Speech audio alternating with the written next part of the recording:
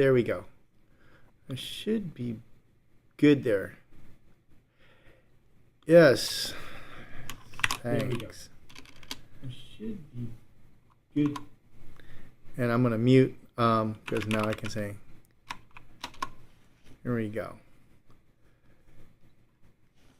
Audio now. Yeah, all right, there we go. It's just me being silly. So, and I better plug in my phone as well, otherwise it may run out of juice. We'll try that here just to make sure I got it charged. All right. So I'm getting ready to do a pulp style, and I'll tell you of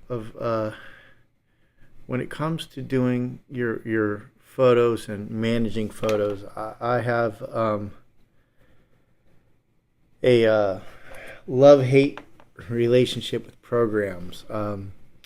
So many moons ago, there was a great program called Aperture. Loved it. Managed all my reference photos, and then they discontinued it. I was very upset about it, and but I could still open the library with another program called Photos, and now apparently even that's gone. So any edits that I've done are gone, just gone. Luckily, I didn't really do much for this. So you came a little unprepared for that, but that's okay. So what I want to talk about is, prepping for bigger paintings and how Procreate can be helpful. There's a couple of ways I'm going to cover this today, and I wanted to, let's see, make sure I get it over there. Here we go. I want to make sure I kind of cover it in a way that hopefully is understandable and maybe helpful for those that are using Procreate to plan. So with this, I could obviously place this photo in here and mark it up, but what I want to do is kind of use the reference tool here, and let's go ahead and knock out. And I want to just basically kind of do a rough tonight and talk about ways that you can use Procreate to help enhance your rough, if you will. So I'm using Procreate here to create I'm using Procreate to create a rough in a way that when I go to project it on TV screen, when I go to paint, I kind of have a general feel. And so hopefully with Procreate, I'm going to be able to use a rough, create mood, make sure the mood is set right, make sure that the feeling of the overall painting is captured, and that'll hopefully transition to the final painting. I've lately been fascinated with trying to make this more cinematic. I've done another painting where original painting sold many moons ago, but I knew I could do better. I knew I could do better with this, and let's pull up the reference here and let's take a look. So this was a friend of mine, and other friend who has a wonderful vintage house. I saw this and I said, I have to, this kitchen looks like a movie scene. Their whole house looks like very vintage, and I thought, for the pulp style, that this would work. And so I really liked a lot of what was going on in here, and I'm hoping to capture the mood. And I'm using the reference in here versus where I used to do split screen, and I think I've really come to love this more than split screen because I can make it smaller. I can move this over as well. So let's go ahead and clear a bunch. And I'm going to just start off with my trusty baking pan tool. Such a silly name, but that's really where it came from. And So if you want to get this, it's available on my website. And so yeah, it's pretty good. Hopefully the audio is still good here. And I'm using a program called OBS versus some of the other ones, so I don't get to really see head count or streaming. But, my understanding is the streaming goes pretty well with this. So, all right.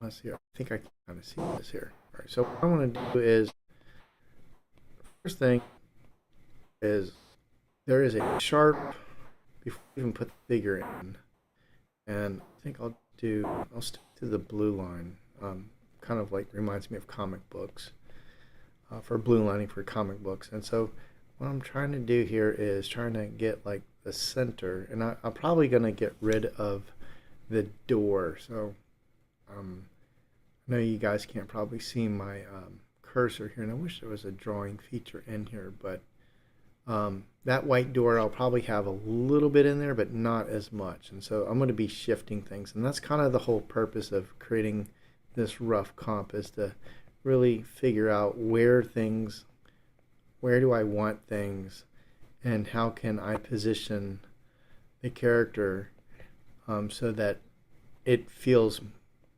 not as centered, but more off to the side. And one of the tricks that I love about Procreate is the feature of being able to drag, stop, and hold. And if I drag, stop, and hold, I think I went off the screen there. Let's try it again. Drag, stop, and hold. If I go off the screen, then that'll let me know it'll straighten out, which is great, because then once it straightens out, then I can then position it. There is a perspective tool. I don't like it for the most part. I think it kind of gets in the way of what I'm trying to do. I'm not saying you shouldn't try it, but there is a perspective tool. I just have fun playing with my own perspectives. And so we're going to then, I don't think I'm going to keep that black washing machine in there, but there's a shadow, so we'll just work with that for now. And then try to figure out where the height line is of the figure as well as the baseline. So sometimes I will draw the background first and then put the figure on another layer, but I'm kind of lazy, so I usually just plop it all in on one layer. I've really gotten to enjoy just doing a one layer deal. So there's the shadow of the figure here, and we'll just work out, plumb the lines, so to speak, for the windows. And I'm really looking for this dramatic effect for this, and I want it to feel, almost like all the leading lines. So that's kind of the idea. We have these. Let me go ahead and create a new layer so I can illustrate what we're talking about. And we'll go to calligraphy here.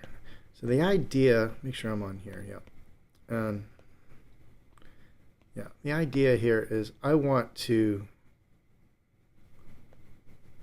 all these lines are drawing us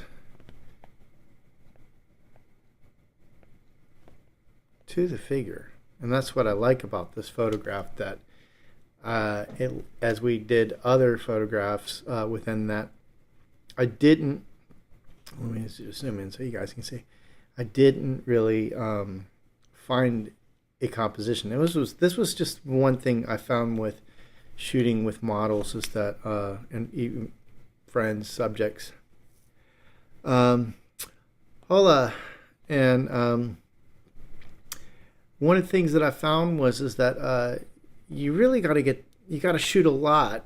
I mean, sometimes you get lucky, but you got to shoot a lot with the model to get them to relax. And this was one of those things where I think we may have shot maybe about, I don't know, a good hour before she really started to relax. And I found that, even though this was years ago, so I realized, I was like, now she's relaxed and really trying to get comfortable in her skin, and it just felt, you know, it just fell into place, and those are hard to come by.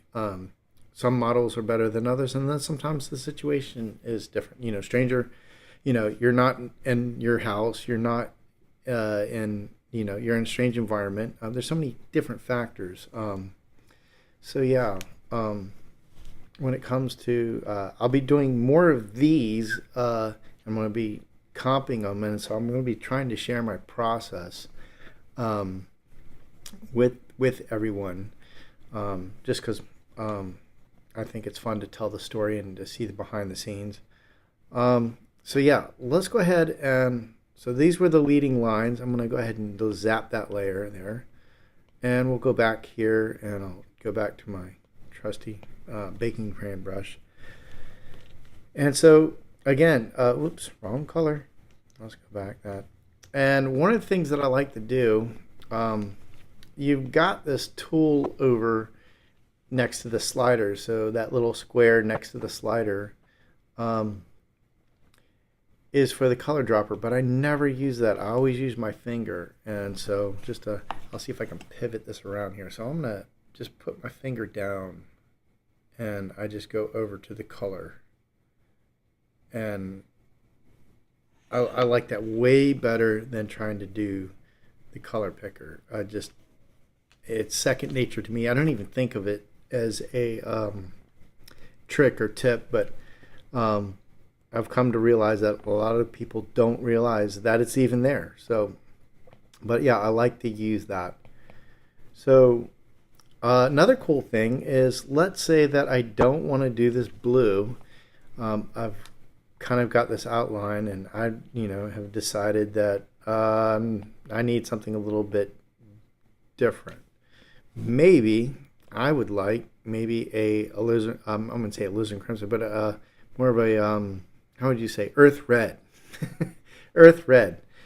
Let's go ahead, and I'll show you another cool feature that I like. And do, if you've got the outline colors, just drag it over, put it in your center of interest, and boom, there you go, earth red, just right there. Really enjoy that, and you don't get everything. As you can see, there's a couple spots, but I'm not so worried about that. I could really go through and try and drag, but yeah, I like that, and it's a cool little feature. And so I'm gonna then switch over to this to kind of mask in.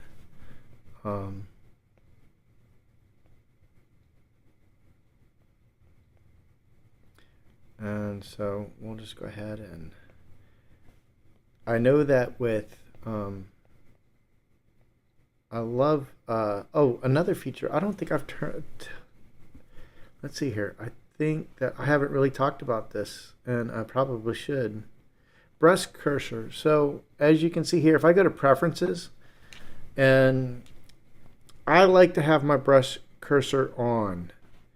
So you can see here that little red going back and forth. Let me zoom in, and you should see, yeah, see that right there? That I love having that cursor there, because it lets me know on my particular brush, when I tilt my brush, how it tilts. And so I really enjoy that as well. Just a great feature. And so that was under your actions icon, and then preferences, and then just turning on your brush cursor. There's advanced cursors here. Show while painting, show while hovering. Ooh, show while hovering, show both. Shall we try that? I was under the impression that my particular iPad would not be able to do that. Maybe it won't. Let's find out, because if it shows while hovering, I'm going to be very stoked. I'm going to be super stoked. Yeah, didn't deliver. Okay, so I think that's for the new iPads. Let's go over to the advanced. So show both high contrast active color per brush. Yeah, I was hoping that it still, if you have a new iPad, that's really dope that you can have that while hovering. It doesn't show. It would be nice if it did. Um, but if you happen to have a new iPad, my understanding is that that's a full feature. So I'm just making a blob, and I just kind of mess things in, and I'll sculpt it later. But right now, I'm trying to figure out, and then with the shadow down below here at the feet, maybe the feet goes a little bit more down. Here we go. Now I like to draw my stuff. Um, I like to draw my stuff. I mean, yes, you could do a paint over, put it on there, paint it over, but there's no fun on that. No fun at all, in my humble opinion. But that's why I like to draw. Um, so let's see here. I hope everything is good. If anybody wants to chat, just let me know that my stream is still good. That would be awesome. I think it's still good. So I'm just gonna mask this in the shapes, and we're just gonna knock some things in, and then I'm gonna go into, hopefully get into some quick areas, and from there I'm gonna knock in that. I like the curtain. I want the curtain, but I don't want so much of this door. This door right about here. I don't want. I want to basically just have it. So in the photo there's more of it. I don't want as much. It's wasted space as far as I'm concerned. So I'm gonna knock this in. It's got a little bit higher tilt, and I'll use my smudge tool. I really don't like to use my eraser tool. I like to use my smudge tool when I'm doing this, because smudging also helps as well. And sometimes I just like doing that. Now there is a cool little hack that I like, and I'll share with you. If I hold down, as you can see, I'm touching it blue now. If I hold down here, I've set it so that it smudges, so I don't have to go back and forth between the smudge tool. So if I hold this and then draw, it's should be. Is it smudging? No, should have been smudging. Let's try it. Maybe I may have reset that, but there is a feature where you can smudge that. And let's see here. Yeah, I may have reset that. Yeah, I think I did. But there is a feature where if you press down on hotkeys, I think it's under preferences, and we go into, oh yeah, gesture controls. You can actually say Apple plus pencil is held will smudge. So the Apple pencil will always smudge. Okay, good. So that's under the gesture controls, and there's a bunch in here. Let's go over to hover. Touch the pencil, brush and pen zoom adjust. Hover the Apple pencil and a finger touch adjust the brush opacity. Customize hover. I'm not sure I want to play with that right now, but it is interesting. So yeah. All right, so let's go ahead and mask this in.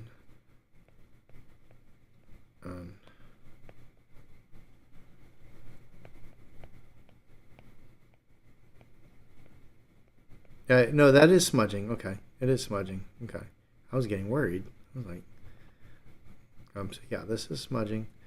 And I may not want as much of the room height in there. I may knock it down. We'll find out. So what I'm going to do is I'm just going to do a rough of the area here, and not to do too much. Plumb the lines there, and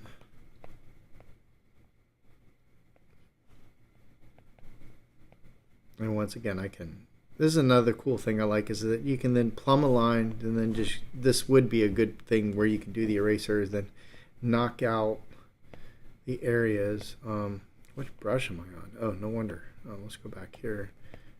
I can then knock out areas that I need to. So,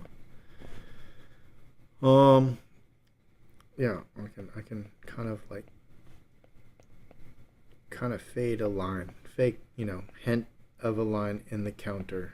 So that's something I like to do as well. Okay, so let's see here. Now, there are some ways to speed up your rough process, and it really comes down to personal preference. The dominating color in here is this weird green. Now, one of the things, the advantage that I do like of using the reference, is that it allows me to then take my finger, and I'm going to show you guys here, take my finger and put it on the reference photo, and I can actually then choose the color in the reference photo. So there's this dominating green. I can go in new layer, and you can do a couple things. I can either drag this guy and fill it. There we go.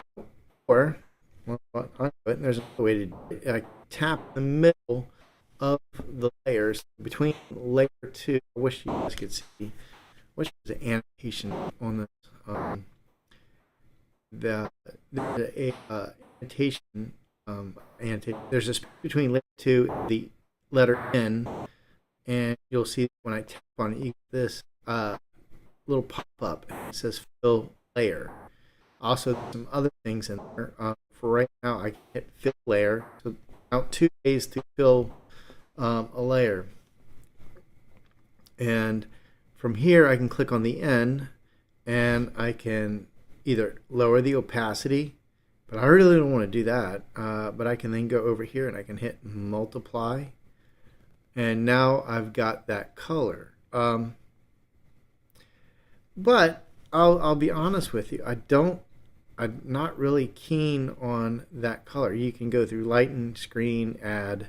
There's all kinds of different filters, but I'm not really keen on using that. So let's go, and this is why I like picking my own colors, because I feel then I'm more responsible for the mood in there. So let's go ahead and put in this mint green. Ooh, okay, it looks pretty nasty right now. However, it's not too bad. Oh, it's not too bad. Oops, sorry. Let's go and get rid of that. So, yeah, not too bad. Not ready for it yet. Okay. So you could fill it in this way. Let's multiply. I could take it down a little bit. I do like mint green, where this one is more of kind of an olive. I could also do production editing in the Photoshop as well, but I'm going to turn that off, and I'm just going to go back to here. I'll paint that in later. This is also where you find a color that you like, then you can build your own color palette. So that's another thing that's really great when you're doing, you're planning a big painting, is if you have colors that you want to stick to or keep, then the best thing to do is create a color palette. So we've got this palette in the lower right corner. You'll see that we have color palettes, and click on it. And the thing is, I can then create custom palettes. We're going to create a custom palette. You'll see that I did there's a couple palettes here. And I don't know what you drink. That's like the default one, iconic. Kind of interesting. We're going to create a new one, and I'll just click on the plus sign up in the top right corner underneath the color swatch. And I'll click on that plus. See how it turns blue? So I'll see if I can do it again without activating. It's blue plus right now, and I select it. That's where you go. This is new palette, new from camera, new from file, new from photo. cool. I'll create a new one myself. There we go.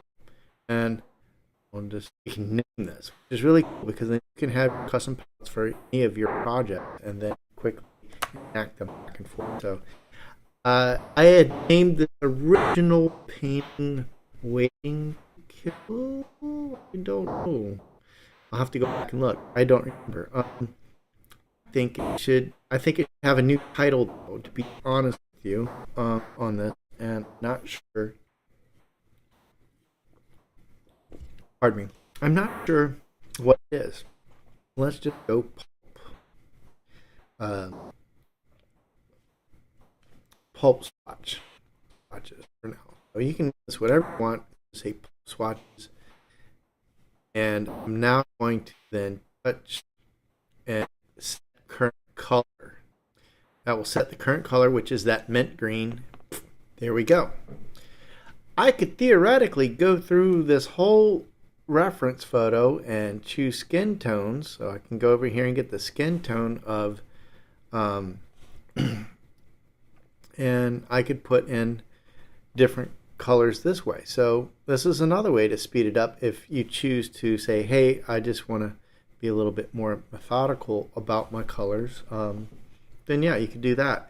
I like this. There's this off-white. We can try that.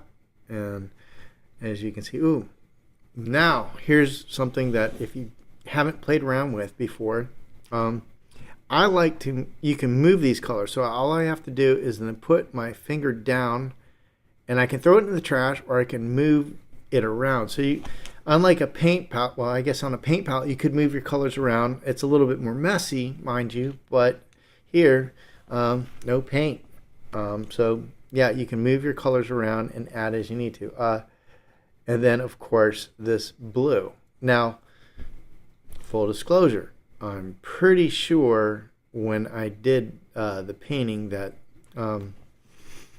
I did not go with the blue dress. I think I went with a green dress as well. I could be wrong. I'm not sure, but I'm pretty sure I'm not going to go with that blue dress.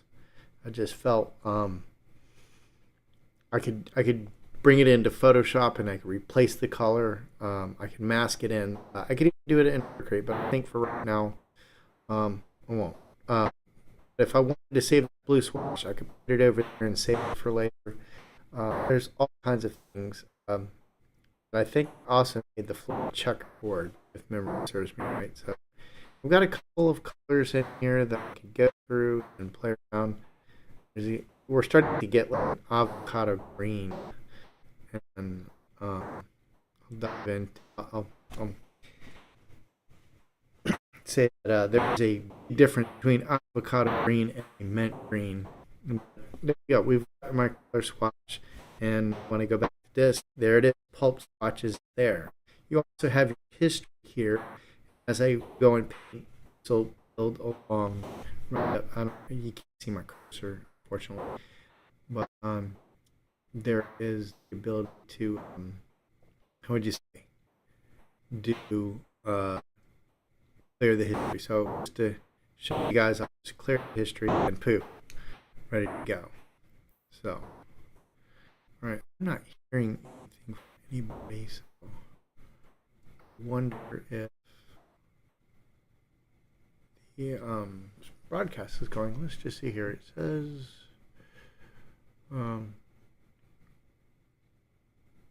it's good. I just want to make sure I'm not like bombing here.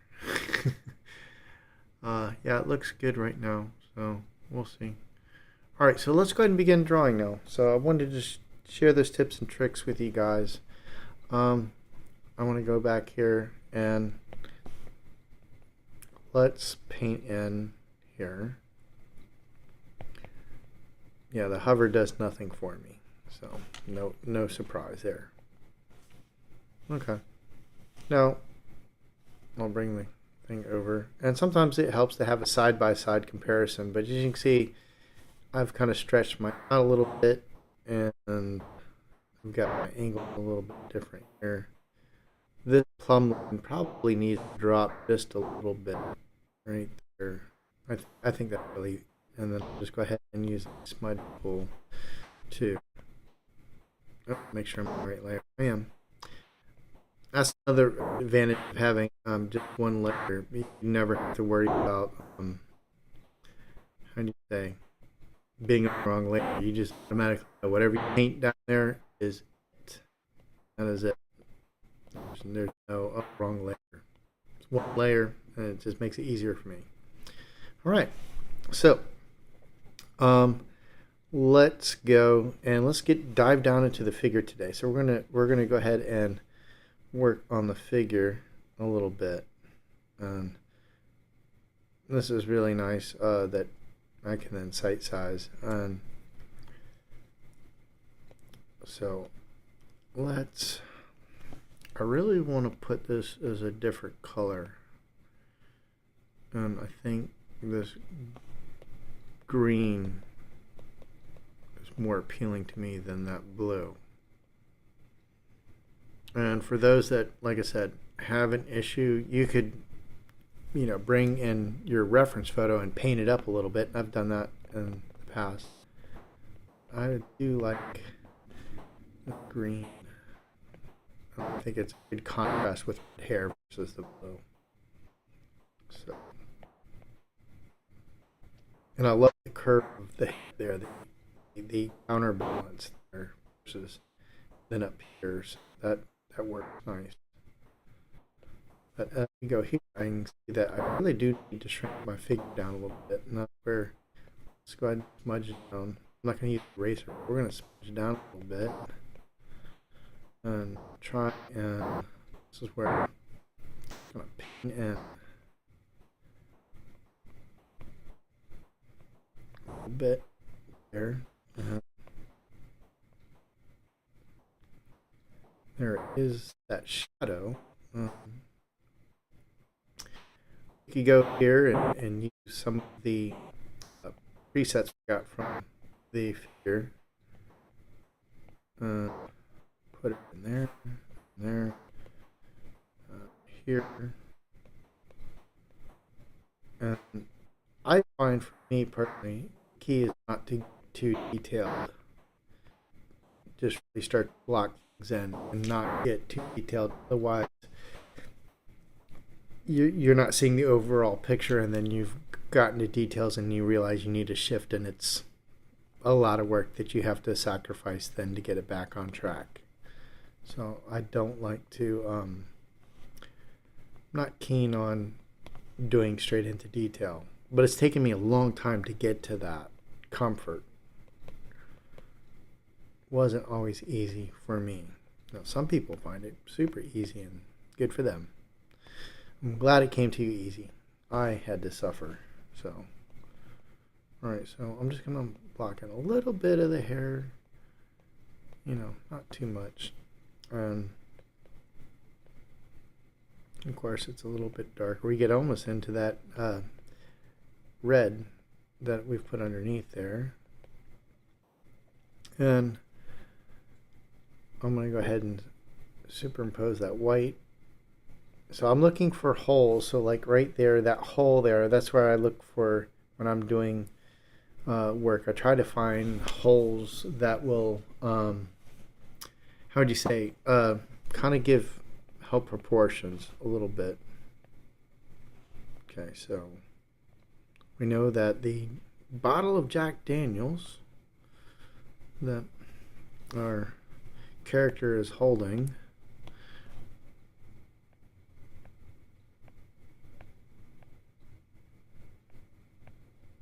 is somewhere start resting here. So, and then we have our weapon here, and I may have to adjust that. Let's make some adjustments here. So the brush goes to getting that shoulder pitched, and then let's use our smudge tool and try and form that arm a little bit.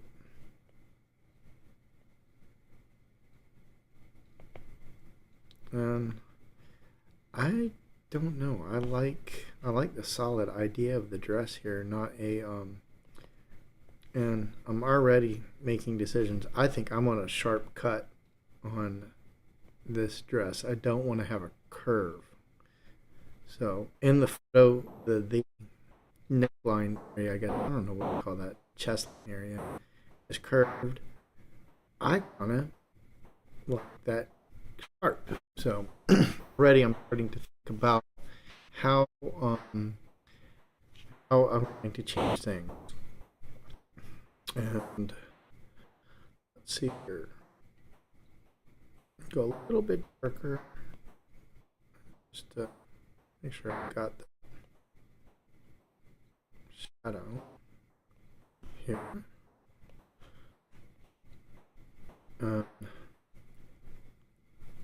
Let's go ahead and define that little. I love that little cusp up. The little shoulder thing that pops up here. I like that idea, and in fact, I'll probably make that more prominent there. So we're gonna refine the line. Put a little bit of shadow there.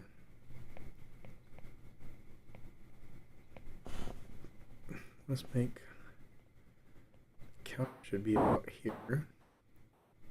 I'll zoom out and see. Okay. So I think I'm going for a, when I'm thinking about this painting, I really want this. I think I'm going to be stupid about this, but I think this is going to be a pretty large painting. Yeah. By large painting, I'm already envisioning 4 feet. Yeah, I think I'm probably going to make this 4 feet long. So yeah, this means that I don't know I'm going to make the substrate, but I know that this is the dimensions. And as far as if you're ever unsure about your dimensions, in the wrench here, you can go to your canvas, and there's a couple ways that you can figure out your canvas. I can go to crop and resize, and you'll see there's settings, and in there, that's the 8K settings. So I'm already choosing 8K because of the high resolution. Plus, it's I made it instead of 72, I made it 300, so that I just like this. I could resample it at any time if I need to. But that's one way you can see your canvas size, and especially if you need to change it. The other way is going into the actions icon and then going to canvas information. And of course, about this artwork, I can rename it right now. Date created, the dimensions are here. Physical width, 25 inches by 14 inches. So yeah, that gives you a good idea if you're going to, how would you say, do a print. And, if you're going to do prints of these, what is things. It also lets me know the maximum layers is 27. I really only work in just a few layers, so that's not an issue for me. Video settings. So for video time lapse, this will let me know as far as the quality. The resolution is at 4K, which is plenty enough. And statistics of strokes, time tracked. So all kinds of cool little information in there. But let's get back. I'll turn that off. So, once again, I like this layout, and one of the things that I like to do when I'm drawing also is to have another screen. So whether I'm sitting on my couch, I'll also have this projected onto my TV screen or on my computer screen. So it also helps there. So enjoy that when I'm drawing here. So let's see here. Wait, it says stream settings. I'm hoping everything's going well. So let's see. Let's begin back painting. If not, it's recording. Hopefully, and I'll just put it there. So I'm gonna lock in that dress, that hips. Nice pivot out.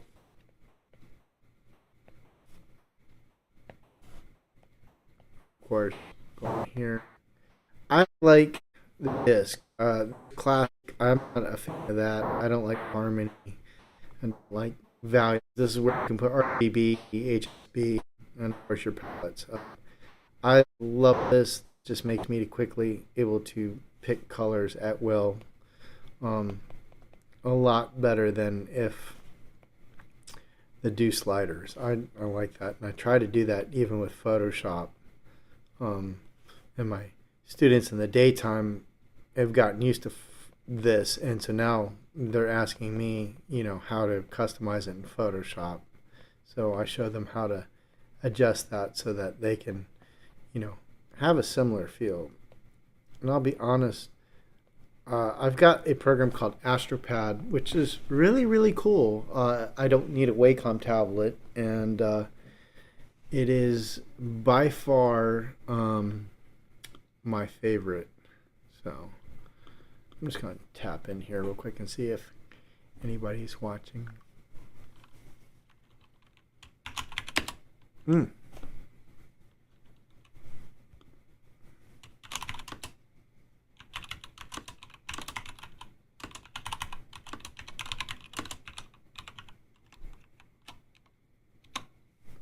Okay. Sometimes I have a feeling people are watching, but they have the volume off. All right, so let's go ahead and shape out this dress.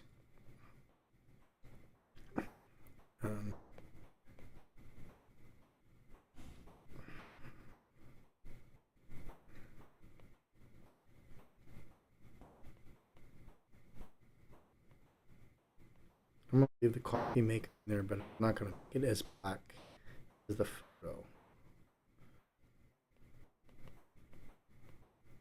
In fact, probably, maybe when I'm done, we won't know. There'll be a hint of something, but that's it. Right. So let's see. We have the shadow. For right now, I'm just going to mark in.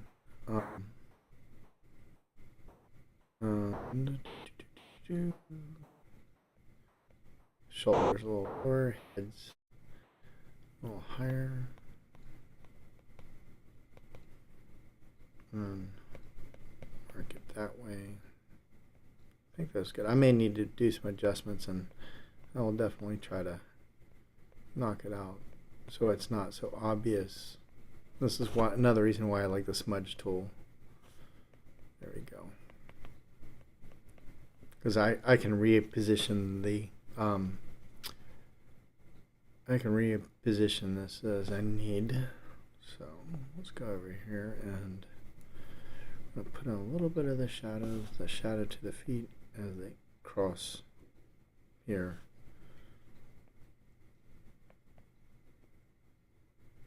I think it goes back. Yeah, it's going to go back here.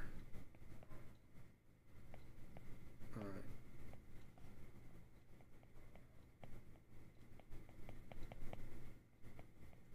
So if you have any questions, like I said, post them on, or if you're just hanging out with me, that's great too.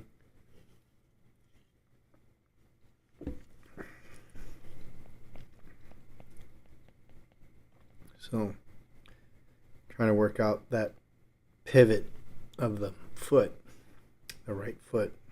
Just already starting to think about that, and and I'll shape the leg later. I don't want to worry about too much on the shape. And this is kind of like how I like to do, even with my oil painting. I find this is much more easier. Now I realize I'm going to need to probably drop the counter a little bit back. There we go. I think that's a better angle. Let's see here. That's another reason why I like things on a bigger screen. I can see it, and then kind of when you're working on an iPad, you kind of get hyper focused, what do you call it? Yeah, hyper focused, and sometimes will miss, pardon me, an obvious position. Okay, we're gonna just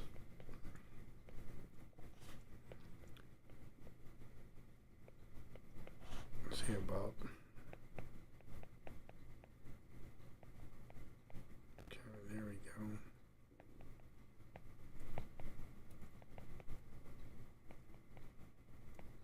Now sometimes I'll do just what they would call grisaille, everything just in one color, but I'm already beyond that. I'm ready to, I've already done a painting of this. I know where everything is going to be, so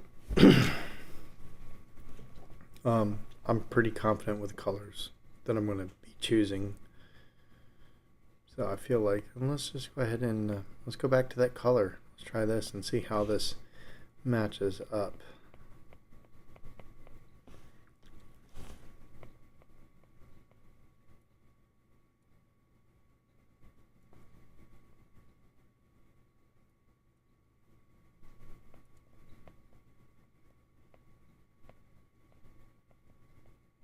Kind of like that. Yeah, and that kind of reminds me a little bit, and we'll do a little variant of that. And that's another thing, if we can find, you know, you can find color shifts of that. That helps. I don't know. I think I need to get more cooler. Yes, that feels more right to me. Okay. So, and then we're going to go in. I feel like we'll do the same thing here.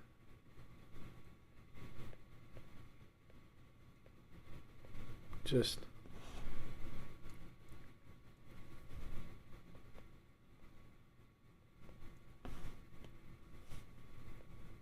kind of lock things in. Maybe, I don't know about that, but we'll see. I'm not like totally against it, but we'll see here.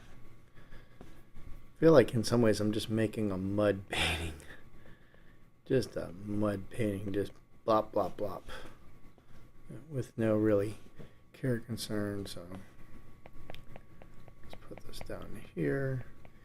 Now one thing that I try not to do is get caught into details, and as you can see in this photo here, that the cabinet is darker at the bottom than it is on the top, and I'll try and just make sure that I fill it in with solid colors, then I can deal with that later. Once again, trying to really resist the temptation to do too much detail, because at the heart of this should be mood. I roughed this in and it still should have some kind of mood going there. You get the drift. There we go. It's a little bit. Yeah. Okay.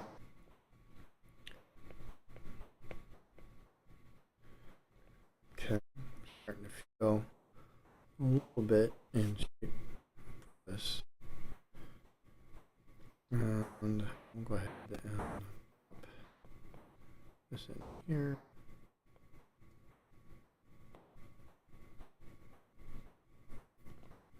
Move this over a little bit, just a bit, and obviously I'm gonna make this darker down here.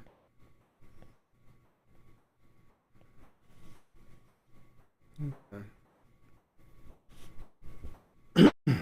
So nobody's replied, so I'm either assuming that everybody's dropped off or that this is concurrent viewers.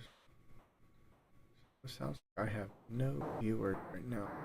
Should not be unsurprising, but at the same time, maybe something's going on. I'm just going to check real quick, make sure I don't have somebody else screaming at me, "Hey, you idiot. Nobody sees anything." Okay. One more time.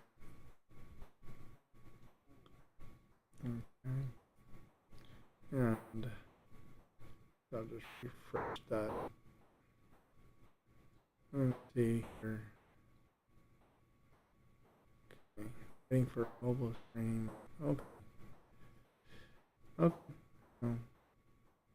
Current viewers now.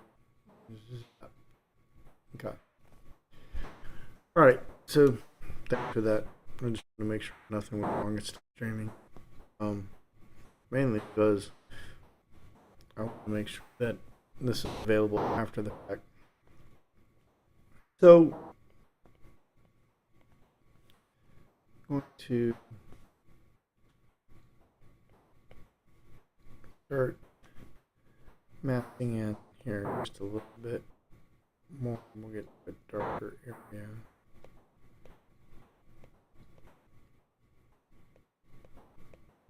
It'll probably be a little bit cooler. Go there. No, I don't like that either. Be. That should feel like a shadow. And it just feels not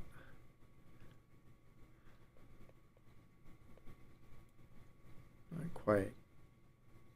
Yeah, maybe. I can always darken that a little bit. I just, I mean, maybe there's a happy medium between that and this somewhere. We'll try that and just go for there. All right.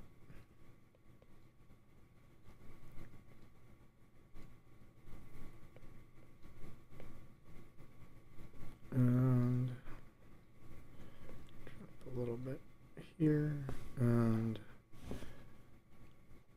let's see here. Yeah. Oh, there's a lighter version of that. I almost feel like I could probably stretch out a little bit of this. There. That's a little bit better. And then we'll go ahead and put this color over here to kind of make sure that we're following the scheme for the windows. Okay. There. It's starting to feel more blocky in.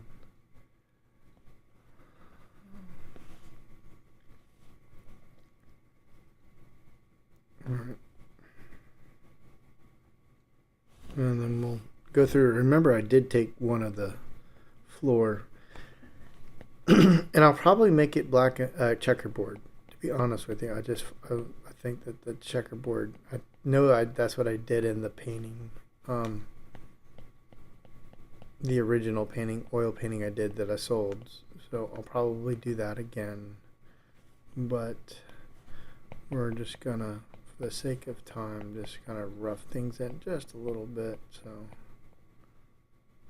try to not have it so dark. Kind of give that idea of a source of. This is why I like to blend this smudge tool. You kind of get to push things so it doesn't look so forced in color wise. All right, put a little bit of there.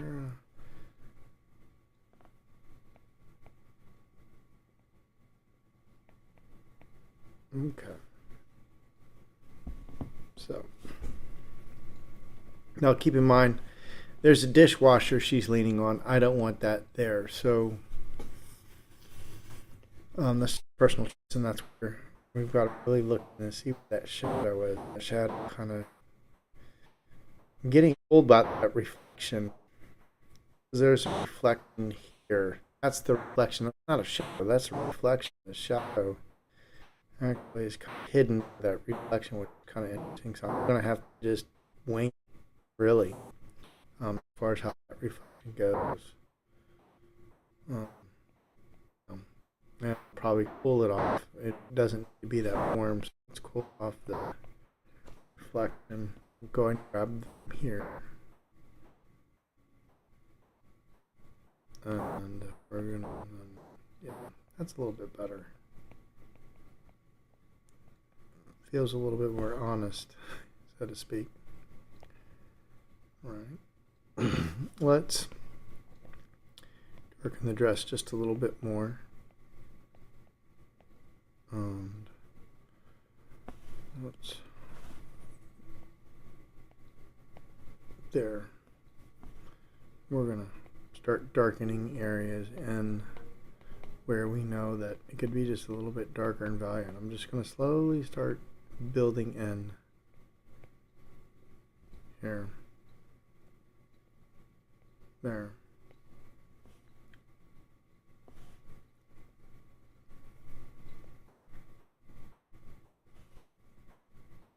Alright.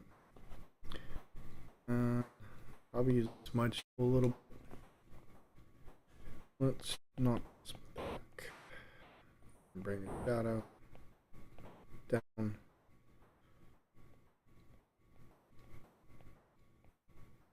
Okay, and then, of course, we've got legs that narrow at the ankles, so that's another thing I have to worry about.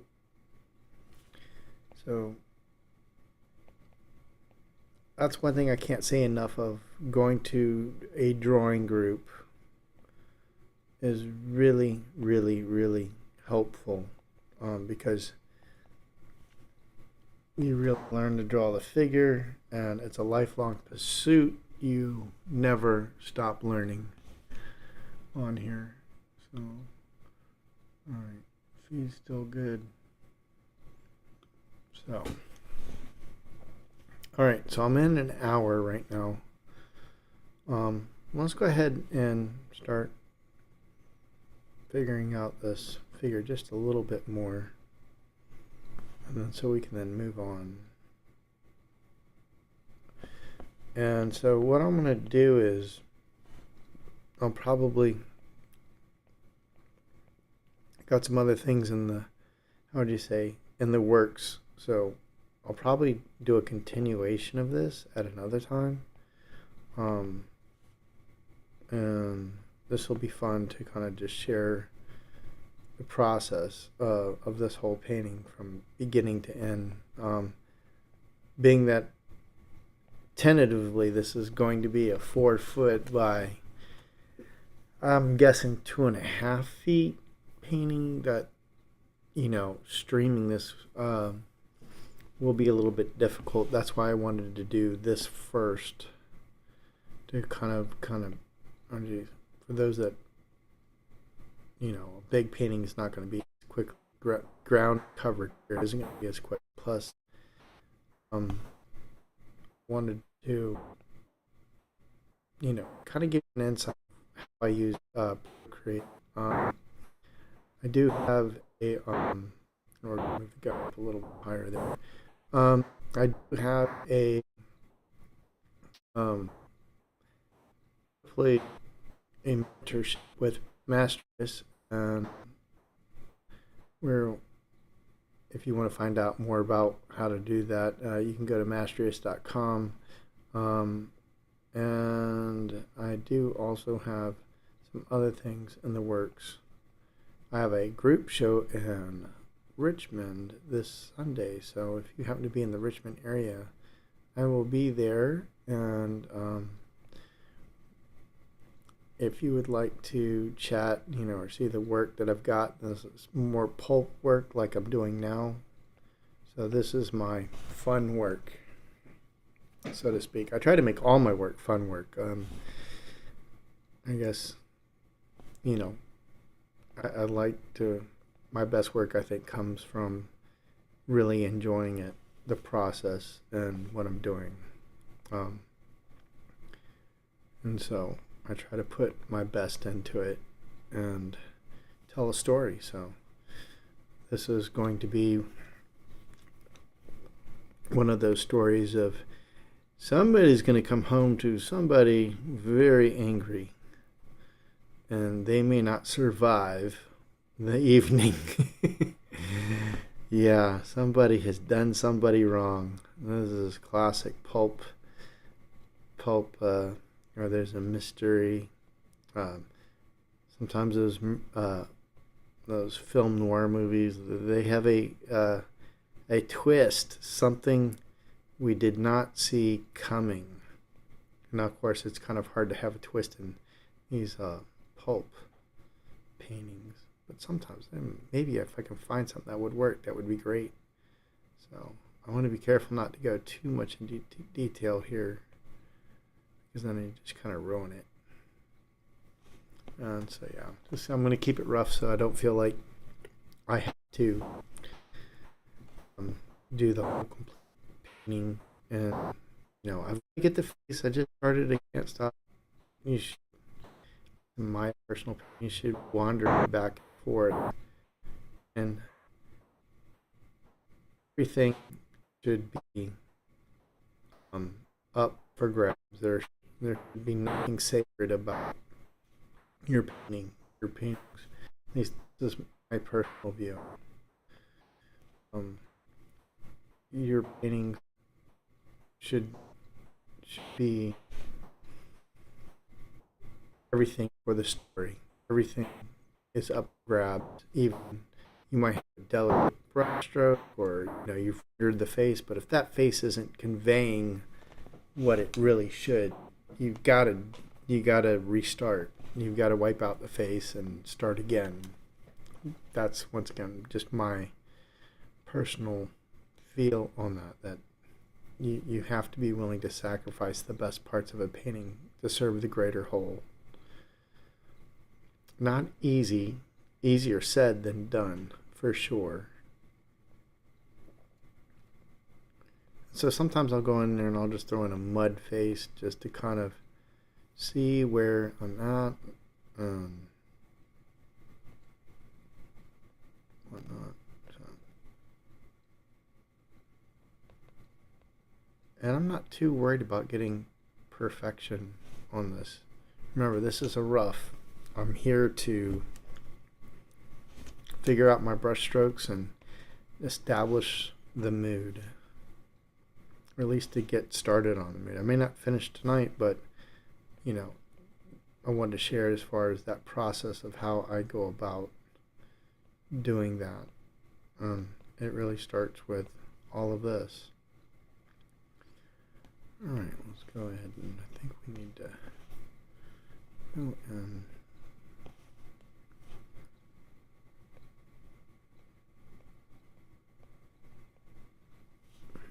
that's a real highlight on there. And let's go a little bit brighter. How are you doing on time? Let's see where we are on time. I don't want to drag this out too far. Okay, we're just looks like it's just over a minute. I mean, not a minute. I'm sorry, an hour and 7 minutes. Maybe we'll go another 20 minutes. Maybe I'll pick this up a little bit later. I just wanted to have a little bit of fun. Let's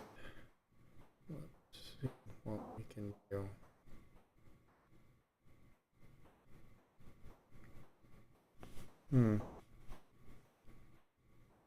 Kicking myself. In fact, I'm kind of glad this painting photo wasn't really in focus. I'd using a different lens that wasn't mine. And to be honest with you, I don't know. I think I may have just accidentally switched off the autofocus and had manual and just didn't realize it. Try not to do those things. But they happen. The main part is I got enough information to do a painting. So put a little bit of red in there.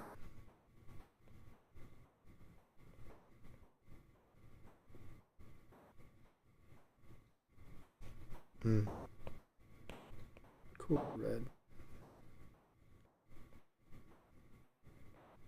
Oh, that's too bright. Let's see. I'm gonna see here we are. Never be that bright. There. Okay.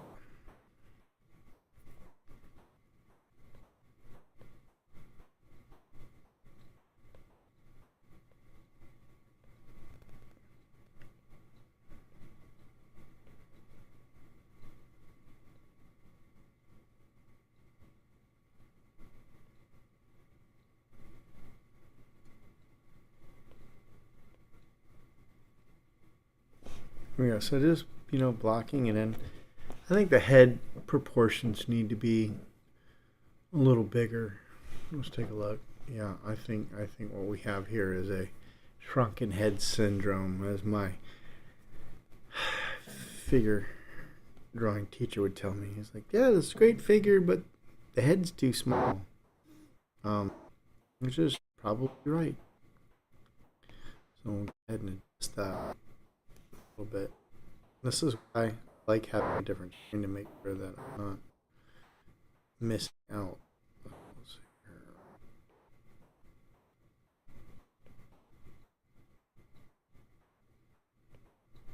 here. Maybe it's not shrinking, it's just that I'm not giving enough to the forehead.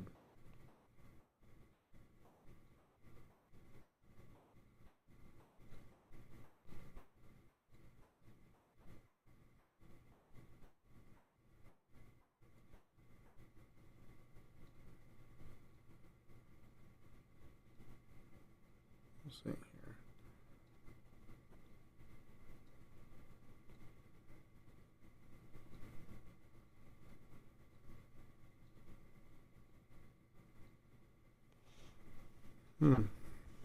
No, it's still too small. My head is too small.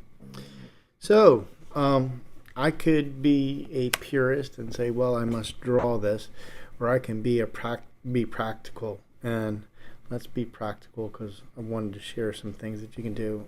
So what I can do is do a freehand here, go here, and make sure that you have uniform on. You could do freeform, but basically I'm going to stretch this out a little bit, just a little bit. And I'm going to zoom out here, and that's a wonderful thing about that. I'm like, kind of like, yeah, that feels like it there. Just not off by a terrible amount, but off a little bit. And so that right there, that feels like just a little adjustment made all the difference in the world. And some people say, "You didn't draw it." Yes, I did. I drew it, but I just put it out and resized. That's. I know there's purists that think, I honestly believe that the masters would be using this as well. So there's no. I think there's just some people that just, I don't know. Maybe I'm being a little defensive. Over the years, I've gotten some haters over digital drawing for fine art. Not, nothing. I mean, it's funny how like game art's fine, but when you're doing fine art, you just get people who are repulsed by it. I don't know why. I don't know. Not my problemo. So, and this is where I can kind of get things in a little bit. Put a little bit of highlights here. Let's here. Okay. I'm starting to like. Still need work. The legs need to shift over. But yeah, so far it's going pretty good. I'm enjoying this. So, right, and let's see here. Just want to make sure. I really should have said do not disturb, but I'm paranoid I'm going to miss something here. Let's go to. We're not missing a pane. Okay, there we go. Okay, we're good. Sorry for the jump there. Okay. So let's. Of course, the pitch of the head's not right either. So that at least I can change. That I can work on. I'm not worried too much about that. I can change the pitch of the head a little bit.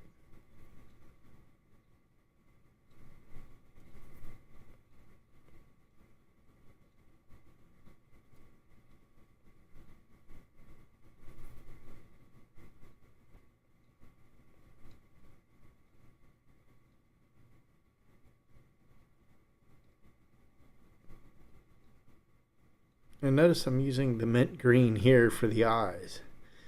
Yeah, because I don't believe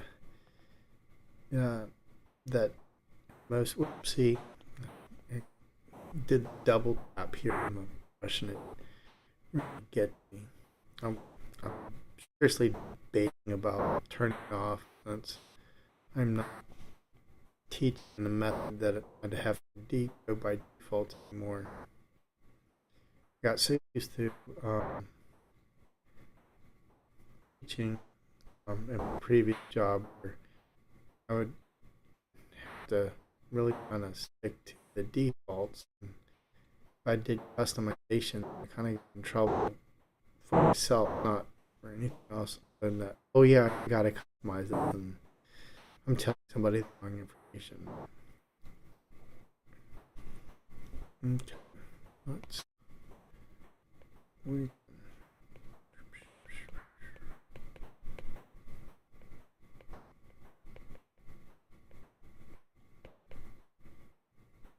as you can see, I'm slowly turning the face into sculpting it. And let's go ahead and go to that mint green. Of course, the model has green eyes too, so I think that's just another reason why I like the idea of the green dress versus the blue dress. All right.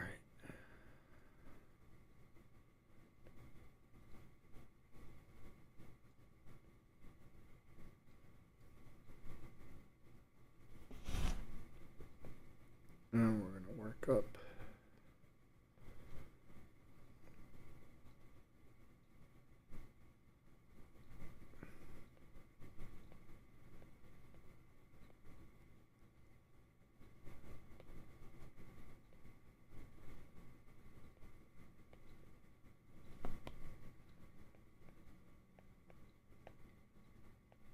And this is what I like about my baking pan brushes. The smudging features just, they don't mimic like I would see with a lot of people who use the round brush. There's a lot of imperfections here, which helps lead to imagination for people who, at least for me, that's the funnest part, is that there's just enough information to tell you what's going on, but there's enough information also to let the imagination run. You get my drift.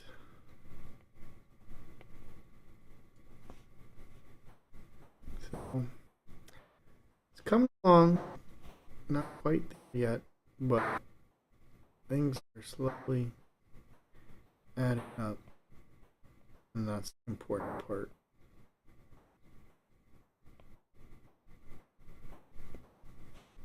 So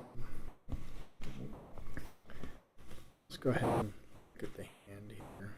That was important.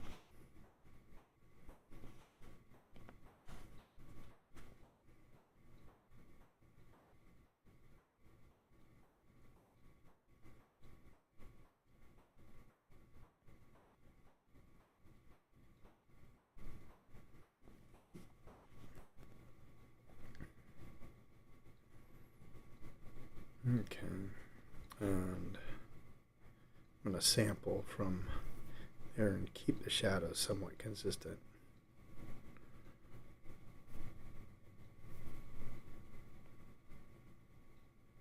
Okay.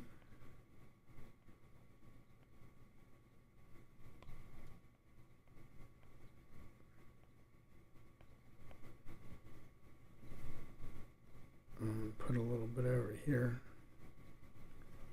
Okay. There, so. Slowly working out the mood with this. There's a couple things you can also do, kind of speed this up. I can go over here, I can create a new layer, I can go and I can make something darker, so to speak.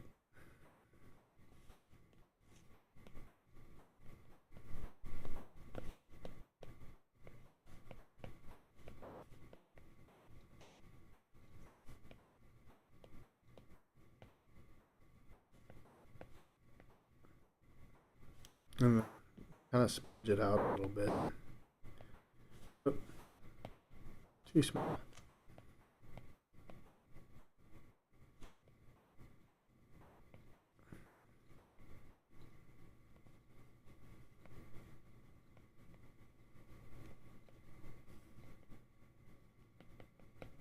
Now you might be wondering why I'm doing this, and this is just to kind of reaffirm that, you know, this is the area of focus, so to speak. Okay, so this is the area of focus, and that I might actually go through and make these areas darker. This is just a kind of, you know, making sure that I might blur this later, and so when doing this rough, and later on I can zoom in and I can really try to go for the face a little bit more than where I'm at, and that's something that's possible. So I can go here and say, well, we've got to knock this lip a little bit higher, and this nose needs to be a little bit higher, and the eyes need to come up a little bit more up here. The green here needs to be a little more higher, even here. And then some of the red comes over in here. So as you can see, trying to look for things to shift.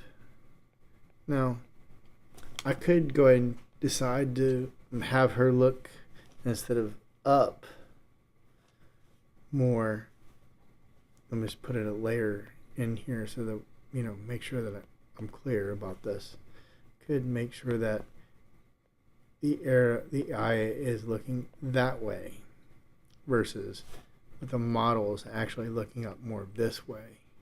Let's just double check. Yeah, she's more looking up, and I don't know if that necessarily works. I think it would be kind of, if I remember right in the painting, she's looking this way here, and I think this is good because this allows our eye to travel around back through here, kind of that whole going for the golden mean, so to speak. So yeah, we've got that going there. All right, I'll turn that off now. And actually, you know what? I'm just gonna zap it. I don't think I need that right now. So it's just kind of, you know, I think just a little bit more on the face details, so for those that want to see how I go about working on faces. This is just a little bit into it. I'm probably going to play around with the hairline a little bit. I'm just feel kind of like to see a little bit less on the forehead, not such a high forehead, so to speak.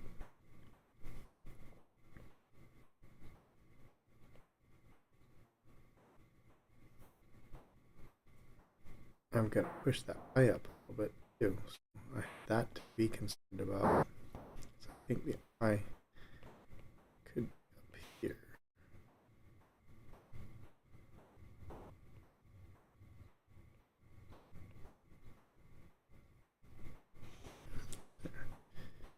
Yeah, it's a little bit better. The mouth and the nose are not there yet. I think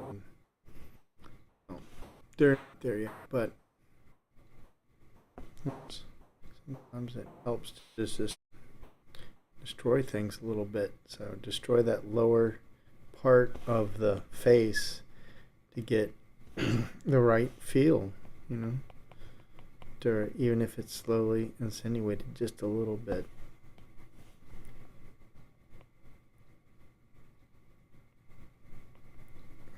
Okay.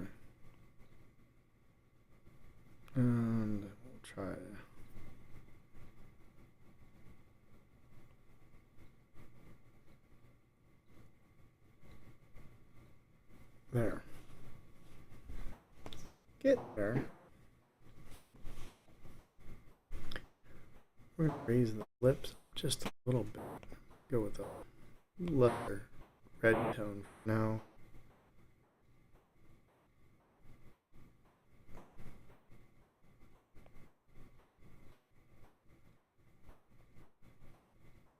And the one thing I take to heart is that these, I'm not looking for an exact likeness.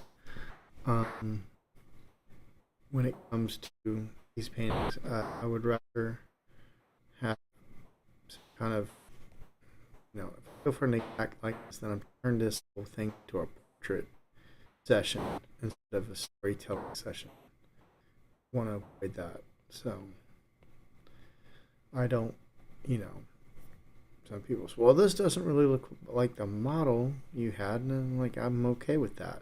This doesn't have to be model. I'm not drawing, this is just a character. This is, someone is portraying, a model is portraying to me a fictional character, and helping me assist in bringing a mood, a storyline to life. So, just like some characters will put on makeup or wigs or whatnot to, how do you say, better portray that, then that's also how I look at this. And, how can I make sure that I've got a character that really fits the model, just means the end. If there's variation, I'm okay with that. I don't have to have complete likeness. Well, some people, are very good at that, but I'm not worried about this. Is just the rough. Sometimes I find that sometimes having a little deviation actually works wonders. And I thought of having the original oil painting up to reference, and I said, no. I want to kind of go in fresh and not have to worry about trying to mimic a painting I did years ago. Not having to worry about matching that. So that's also another reason why I want to do another comp, because I could just pull out the painting and go for that there. Getting there. The nose is longer on the model, but I'm okay with that. So I'm actually having fun with this. So not quite there yet, but it's coming interesting.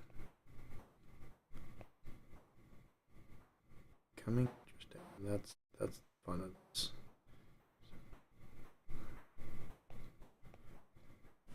So I know that there's going to be some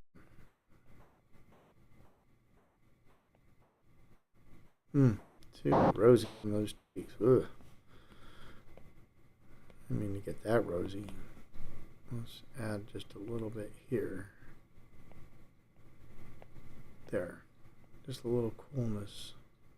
And we'll go back and bring it down here. We'll bring a little bit of whiteness. There. Yeah, that's fun. It's a ton of fun for me. I'm having fun with this. I feel like I'm getting to invent a character here, or in some ways revisit a character, and I quite didn't flesh out, or at least I would like to make this bigger. So,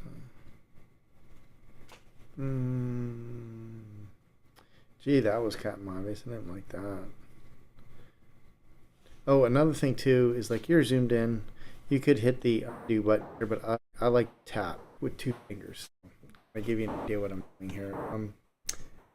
And either let's do it again. So I highlighted. Didn't like. I can either hit undo button, or I can just tap with 2 fingers. If I don't bring it back, just tap 3 fingers.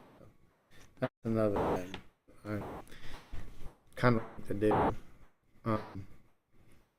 No, it really comes down to personal preference. What you really want to do, what you want to do. Sometimes you need to simplify the face, or at least put some color values in there to kind of get things to jive.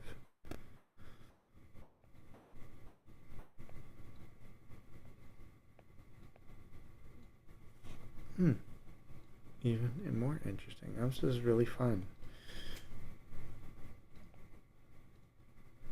I subscribe to an artist. I just absolutely adore her work, Carolyn Anderson, and she if you haven't signed up for her mailing list, man, she's just so generous with the information she shares. It's fantastic.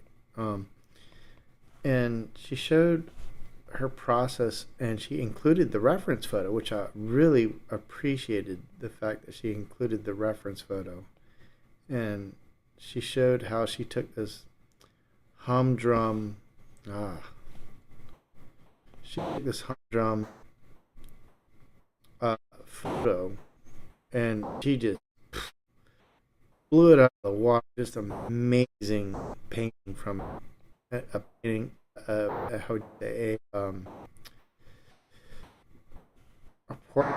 photograph that I thought was, almost non, almost like a castaway. Yeah, I couldn't do anything with that. Okay. I like the look, so just to give you an idea of, I like the look of where she's looking, just the where the model and the photo is looking.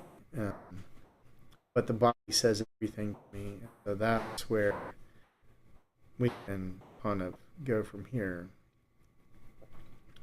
So, having a little bit of fun. I may change up the hairstyle a little bit. Might be fun to put like, let's see here. These are things you can play with. Wood, and you can really deep dive into reference when you're going into these roughs.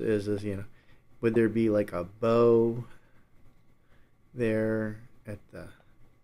Sometimes they have these cute little bows that are like tied up at the front. I think that's distracting for this.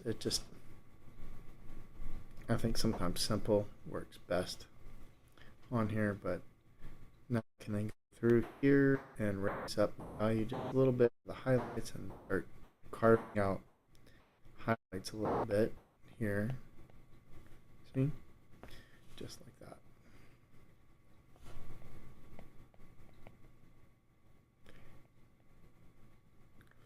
And a little bit there, a little bit here, and here,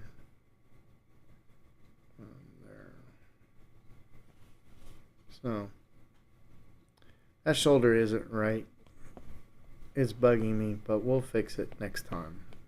It's all about, the process. So that's all it is. It's about the process. Getting there is half the fun.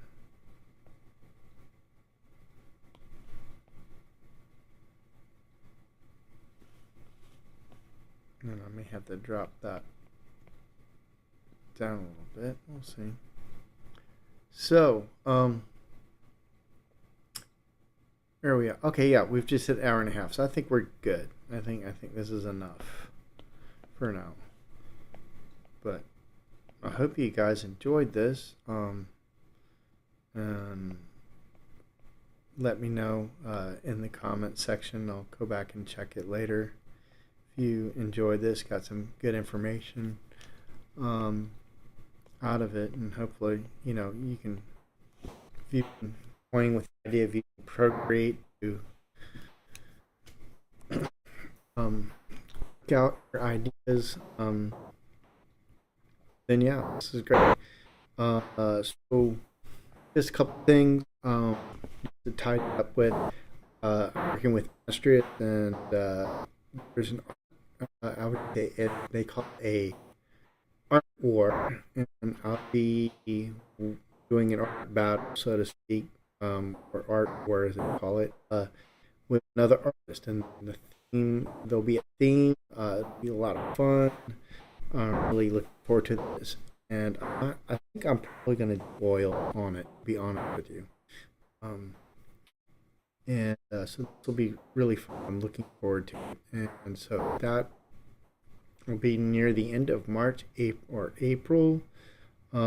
Also, I've got a group show in Richmond with Glav Kosin, and Sunday, and it'll be I'll be there. So if you happen to be in the Richmond area, that'll be really cool. If you want to drop by and say hi, see the newest work I've been working on, and let's see here. What else is? Oh, and I've also got an oil painting class in the evenings in Norfolk, and signups are already being taken there.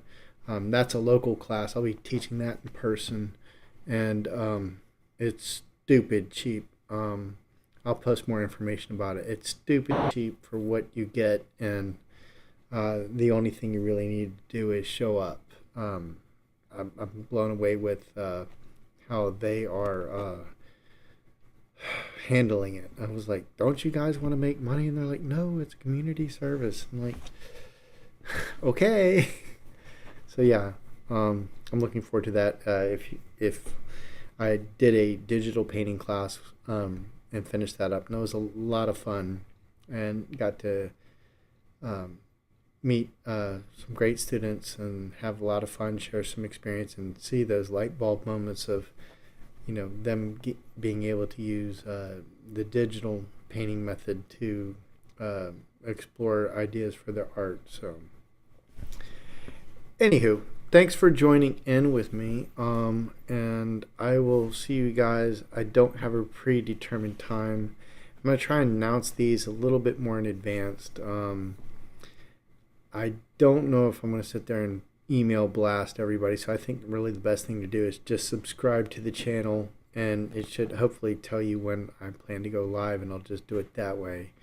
So thanks for tuning in. I will catch you guys on the flip side, and we'll continue this one, and hopefully I'll take you on the journey from this rough.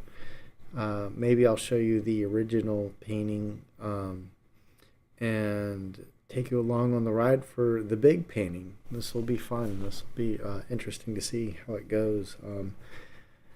This will probably be one of my biggest paintings to date, but I really like the idea of doing a huge cinematic painting like this. So yeah, I'm excited. So I will catch you guys later. Have a great night, and I will catch you later. Adios.